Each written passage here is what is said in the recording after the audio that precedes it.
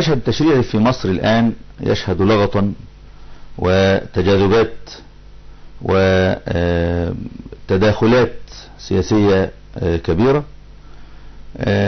هناك من يدفع بمجلس الشورى الموجود إلى إصدار حزمة تشريعية كبيرة، وهناك من يريد أن يتأنى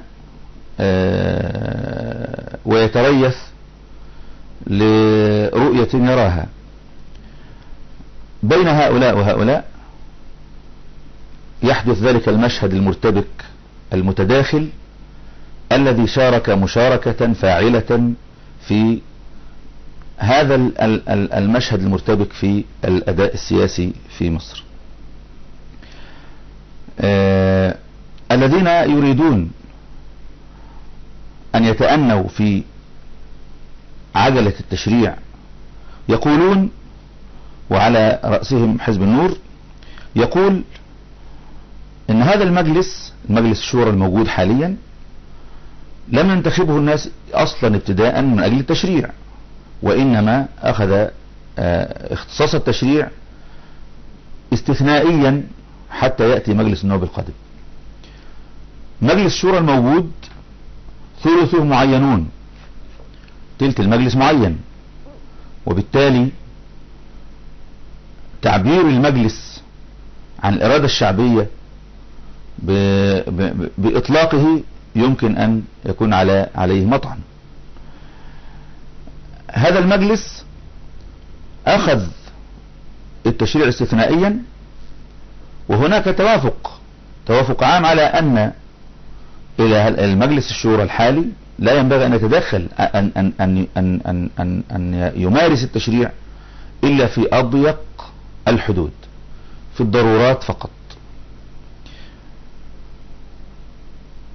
الدليل أن المجلس ده بمجرد مجيء مجلس النواب سيمنع منه التشريع تماما، وستؤول كل سلطة تشريعية إلى مجلس النواب القادم حتى ينتخب مجلس شورى جديد. هذا المجلس منتخب أصلا ابتداء للتشريع، سيشارك حينئذ في التشريع وفي سن القوانين.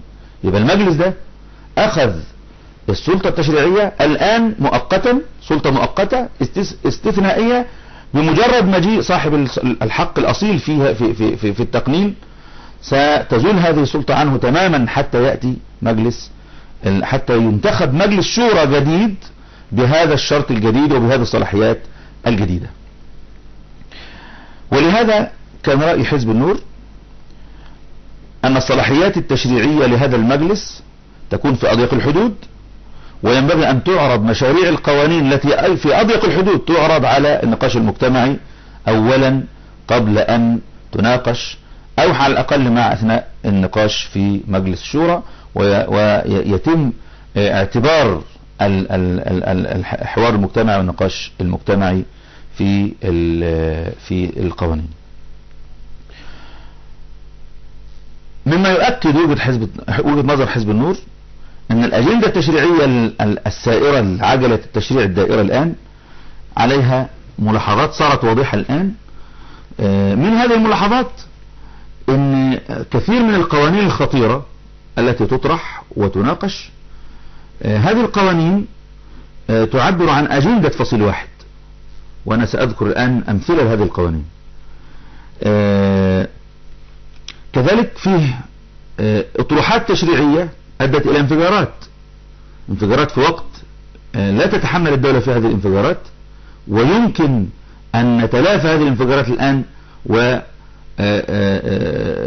ويتم التعامل مع التشريعات المتعلقة بها في وقت لاحق بطريقة أكثر هدوءا. من أمثلة التشريعات التي أثارت أنواع من الجدل قانون الصكوك، قانون نقابة الدعاة، قانون السلطة القضائية، واللي دخل على الخط في الفترة الأخيرة قانون محور قناة السويس، وكذلك الحزمة التشريعية المتعلقة بالإصلاحات الاقتصادية.